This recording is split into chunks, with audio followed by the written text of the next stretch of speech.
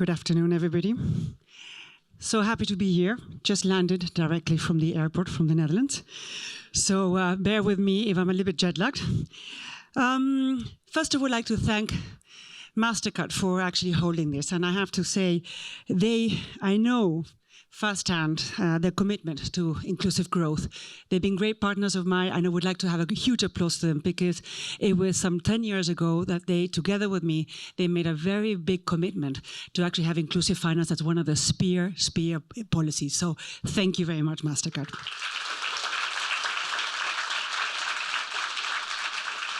Now, I have dedicated 18 years of my life now to financial inclusion, not only in my country, the Netherlands, but all around the world. I visited 48 countries. And so this has been, a very wonderful journey. What is financial inclusion? It's the ability to have an account where you can actually save, make payments that you and I, we get for granted every day. But for a lot of people, this is actually, only cash, or they cannot actually send money to the grandmothers or their children. Is the possibility to get a credit and make investments and to increase basically your income in the future. Get insured. If your husband died, you get sick, or you have a drought or a flood. And it is what we know is actually not only pro-growth, and this is what this conference is all about, it is also pro-poor. So it actually reduces Gini coefficient, which is actually extremely important. One of the big things when I go to these visits is when I see that people are financially included, it includes them in the economy. They literally now have access to much more markets, they have access to much more resources, they have access to much more possibilities. So it's very, very empowering. Also, they help them to be more resilient. Think of all the risks that actually people have every day. If you're very poor, you even are exposed to even more risks.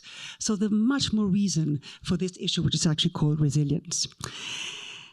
Anyway, what has actually been going on in financial inclusion? When I started this work, or we started measuring actually in 2011, we actually had less than 50% of the world population that was financially included. Now in 2021, that was 76%. So we've actually increased 0.25% of the global population, which is extremely good news. And of course, this is actually included, in some countries to 80%. We've actually seen that in the growth of the economy and also in the inclusive growth of the economy. Now, financial inclusion really is a means to an end. It's not really an end in itself. We want people to become better, right? And one thing that has been very, very worrying is basically this issue of financial health.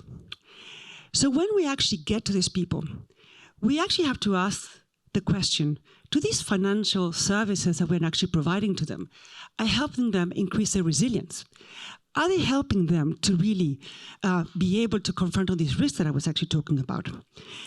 Are we helping them to save enough for these households to have these buffers, so just in case that something actually happens to them? Also help realize that, a lot of the poor people are much more exposed to climate change issues than we are. Are we really helping them to actually be resilient to this enormous climate change that they're actually going to have been facing? Are we actually giving them really the productive credit that will increase their income, or are we just going to be overburden them with debts and maybe help them to consume things that they could never pay? This is not only in Africa and in Asia and in all the countries I've been around, but also here in the US and in the European Union. And this brings us to this discussion of what types of financial institutions do we need? Are we going to be really looking at the needs of people? Are we going to be helping them to increase those savings?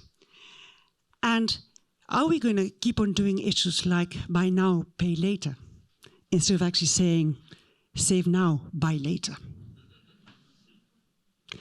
Are we having the discussions with regulators to see what kind of vision, what kind of financial system do we want to have? A financial system that really, truly will increase the financial health and the resilience of all our inhabitants in a way that will actually make our economies not only inclusive, but also stable.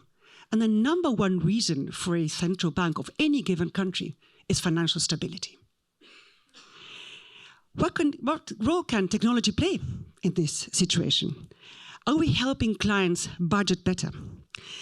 And I tell you, we have to care about these things, because if we talk about financial inclusion, it should be about the outcomes. Right now, financial health in both in the US and around the world are actually not okay. In the European Union, 1/3 of the consumers have no savings. Half of them do not think they actually might make it to retirement. In the US, only 30% of people actually are financially healthy. That means that 176 million Americans, basically, are vulnerable, 2/3. In the Netherlands, my country, 50% of our population is vulnerable. And if you think about all these fees and interest rates these people are paying to be able to sort of, continue this cycle of financing they're actually having, if they would actually not have to pay those fees and they could actually put that into savings and really look forward and be able to have a de-stress life and actually be able to invest in the future. So there is a lot of work to be done. And this is something that the private sector can do a lot, and certainly the financial sector. We know so much about our clients. We know what income they get, what are the biggest costs. We know who are they paying to. We can actually really help them, to nudge them to save more, to budget better, to really think more the long term and not just the short term. There's also a role for the public sector. I was last week speaking to the European Financial Service Roundtable. And there was a very big discussion. And what does the private sector need from the public sector? It's not going to be, again, having regulations and having sort of commitments like, you have to be so much of a figure. But how do we keep this dialogue so that the public sector can actually give the infrastructure so the financial health becomes a reality? So, ladies and gentlemen, you're all here talking about inclusive economy. Without an inclusive growth, without financial health, we will not be able to do it. We will not be able to get that 2/3 of this country population, or 50% of the European Union, and 50% worldwide, the possibility to really be included in the economy the way they should be. So please bear it in mind. Thank you.